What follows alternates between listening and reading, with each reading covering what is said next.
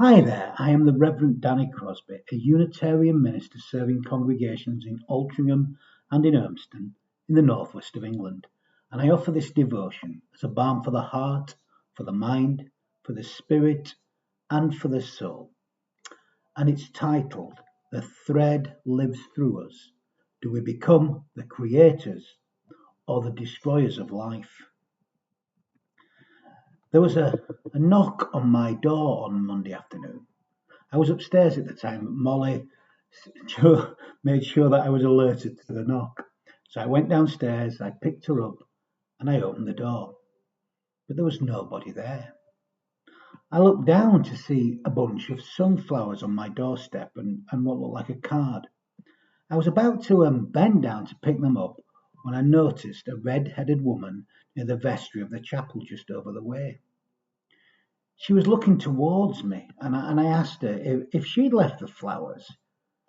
She she clearly hadn't, and she said so. She said she was looking for a depression and anxiety group. Now, that group is a big meeting in this small schoolroom which is attached to my house. She was lost, and she told me that she'd followed the person actually through the chapel gardens who left the flowers on my doorstep.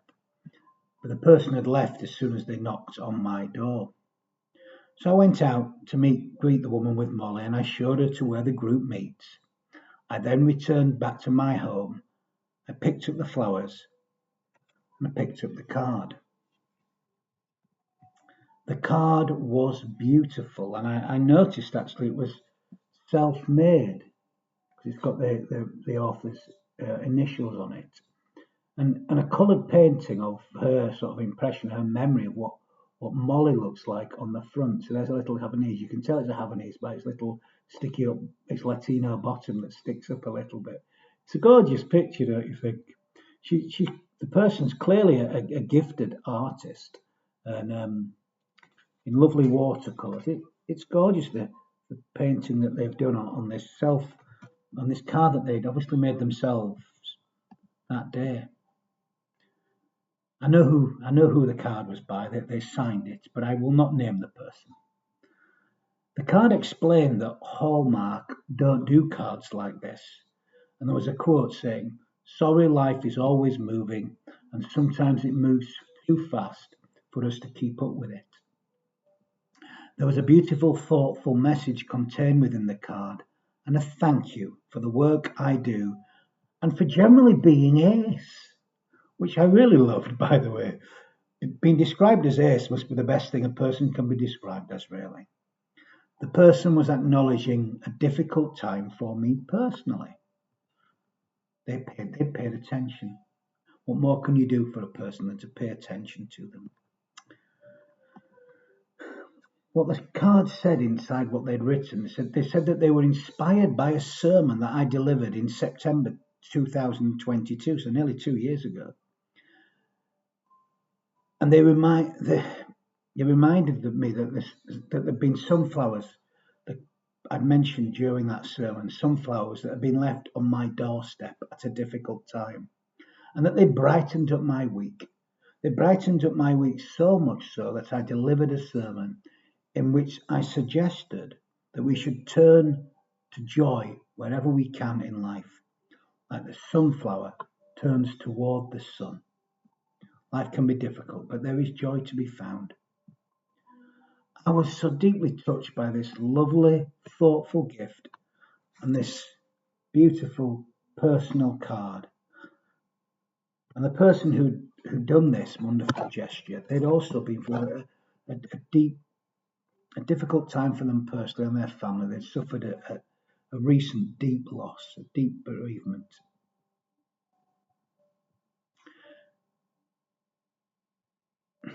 And I'd been touched by a similar gift that they'd left me, which led to the service, which obviously left an impression upon this person. And 2 years later, they remembered and they acted upon that, which is incredible, which is how life should be. They took time and they took the care to do so. They personalized it too. It proved to me once again that the things we do, both positive and negative, actually can lead to positive and negative things in life, not only for ourselves, but for others and for all life. The butterfly effect is very much alive. It can lead to wonderful deeds, but it can also lead to grotesque destruction, hate-filled violence.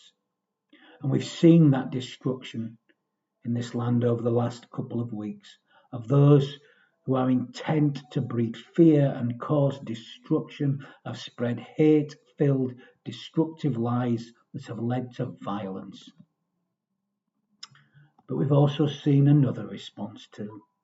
Communities coming together and standing up against divisiveness and destructive love, defending their own communities and the more vulnerable in them too, standing up against hatred with love, responding on a mass scale, an even bigger scale too.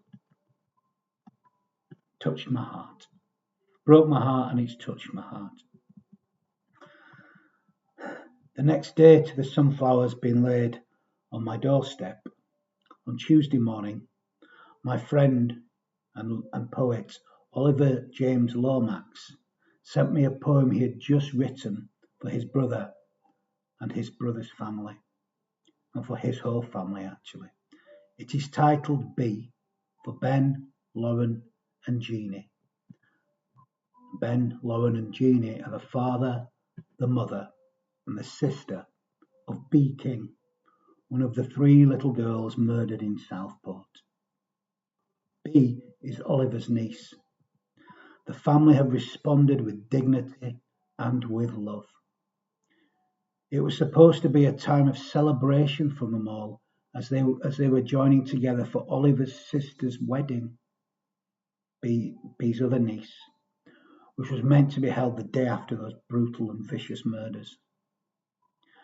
A day that was instead marred by those who exploited the grief to cause destruction and to breed fear, to divide people.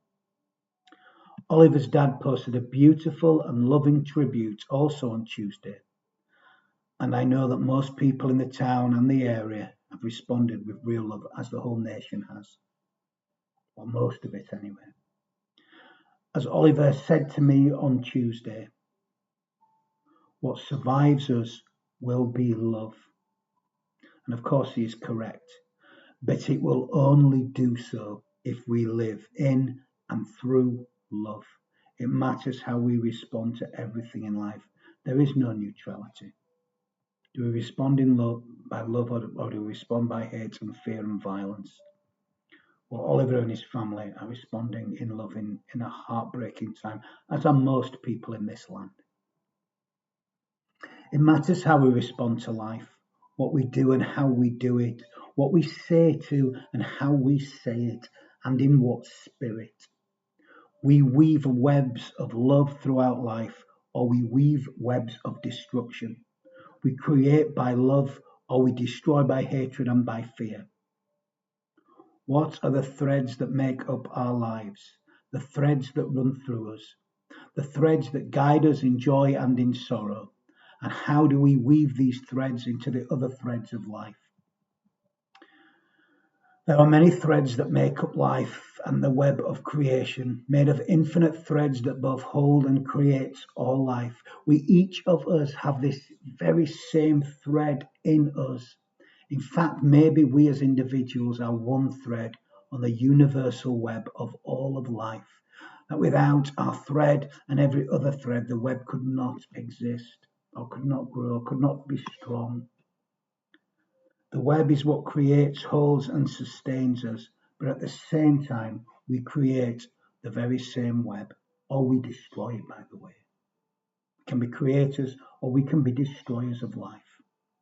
Many of the great stories of the ancient traditions speak of this or something similar to this, maybe using different metaphors. In the Christian tradition, I always think of the kingdom of God as being an example of this web. You see, the kingdom is not some place we wish to arrive at someday, some final destination. The kingdom is something we build or we weave right here, right now, or we destroy it. We are the builders, we are the weavers, or we are the destroyers of the web or the kingdom, or as I prefer to call it these days, the kindom. For aren't we all kin after all? Surely this idea that we are all kin, that we are all one, is the central message that is weaved through the ministry of Jesus. Surely that, but it certainly doesn't seem to be on many occasions. It seems to have got lost within that great tradition. Not completely, but at times. We can be the creators or the destroyers, but it's not something that we're building towards some final destination. We are that the ends justify any means. No, the means are an end in itself. So as we build, we are part of it, right here, right now. It's not some other place far, far away. In some other traditions, there is the mythos of the spirit's thread. You'll find it in the Navajo tradition and in traditions found in both Alaska and Japan. And by the way, there may be good reasons for this, as studies of migrational history suggest that all three peoples originate from a tribe that dispersed from Siberia, going in different directions, spinning different webs. It's interesting that both Navajo and the Japanese traditions share a reverence for the larger interconnected net that holds all of life together. You might call it the web of life. It may be they're not connected at all, by the way, originally. They may have just come to the same conclusions, as so many traditions do. Maybe there's something deeper in all that. Maybe there's something that speaks through the web of life to us all, if we have ears to hear and hearts open enough to receive. It is vital that we take care of this thread that is our life, our body, our mind, our heart, our soul, and that we continue to weave into the web of all existence, that we fully play our part in creating and recreating the web.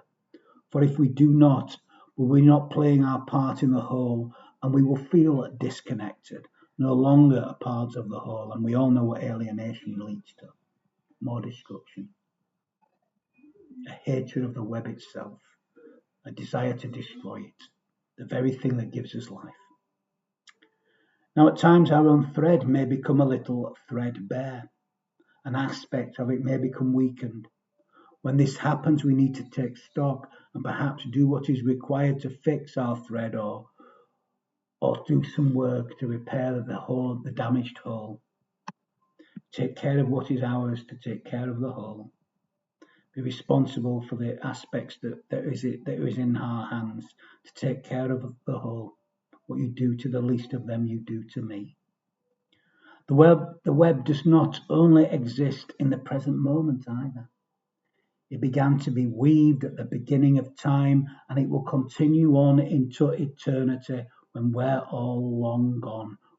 We live in a part of eternity, but we aren't eternity in and of itself, but we play an important and vital role in it.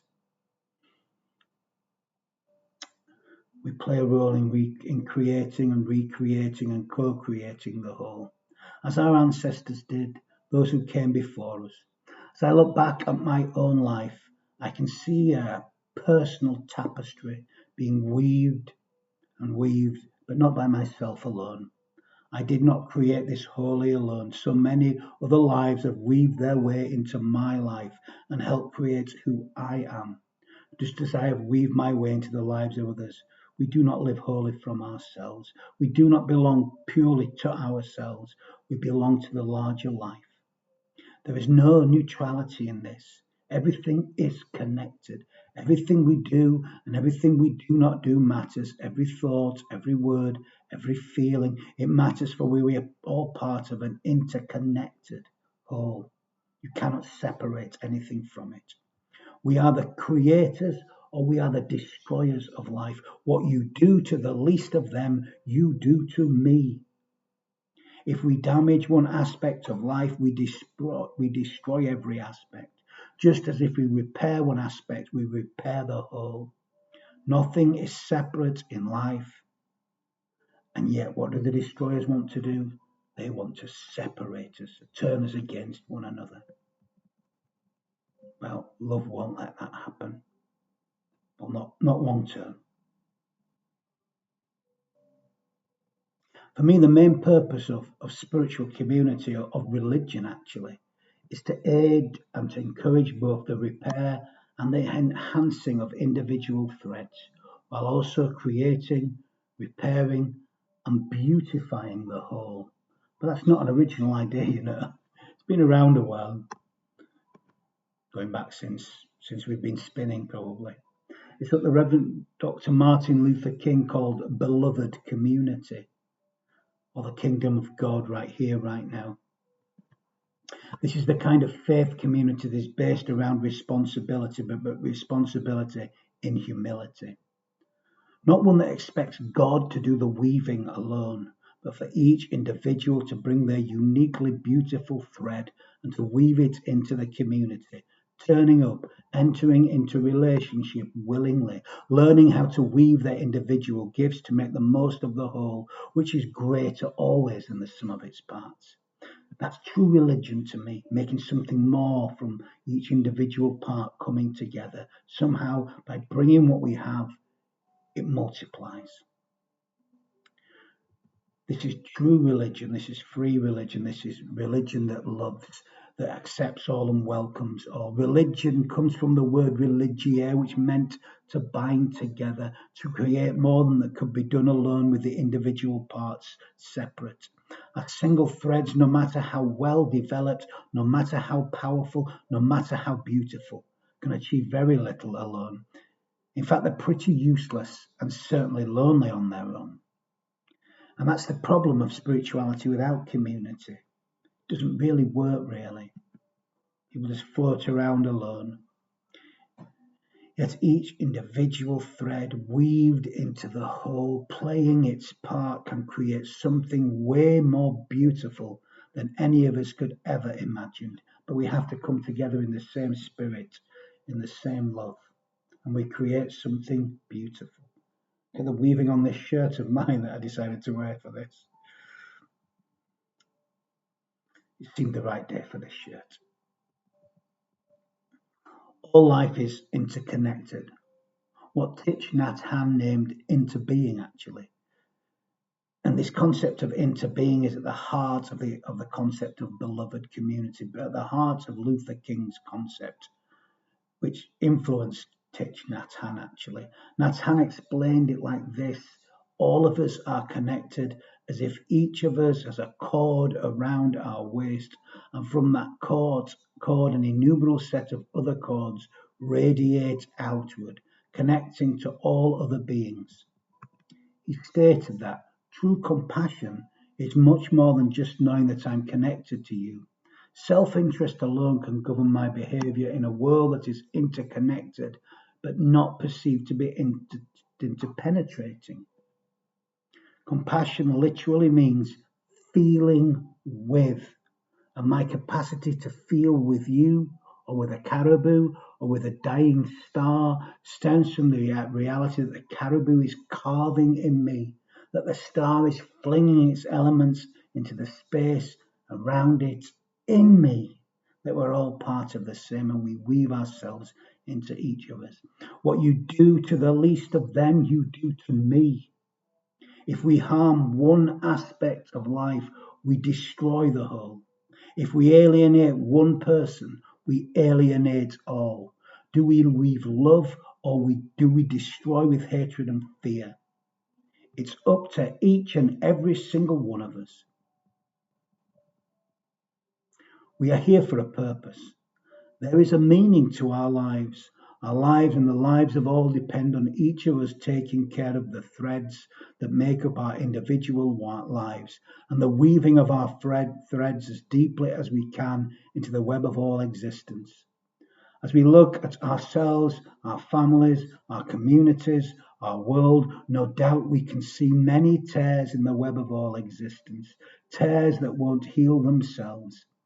It is our task to repair the damage by weaving our threads together. In so doing, we not only repair the whole, but we also beautify and strengthen our own threads. In so doing, we will begin to create that kingdom of love right here, right now. We become the beloved community.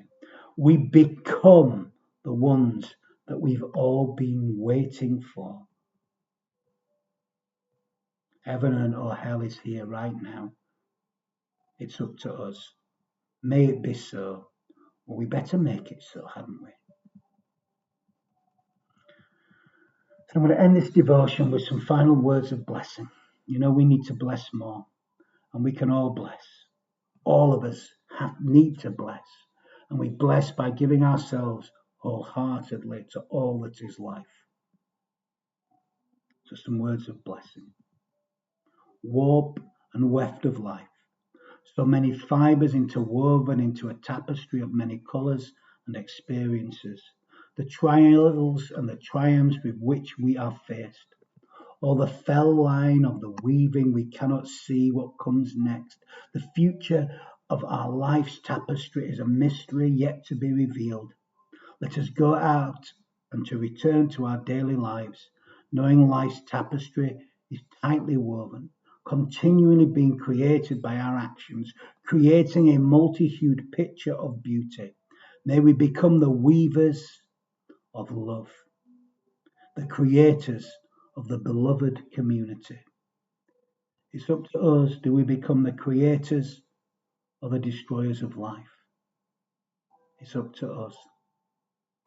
Let's make ourselves the creators. Let's weave that love, that loving community of all. Let's welcome all. Let them join in the weaving and the work to be done. But let's do so in all that we feel, in all that we think, in all that we say, and in all that we do. Let's become weavers of the loom of life and love. Amen.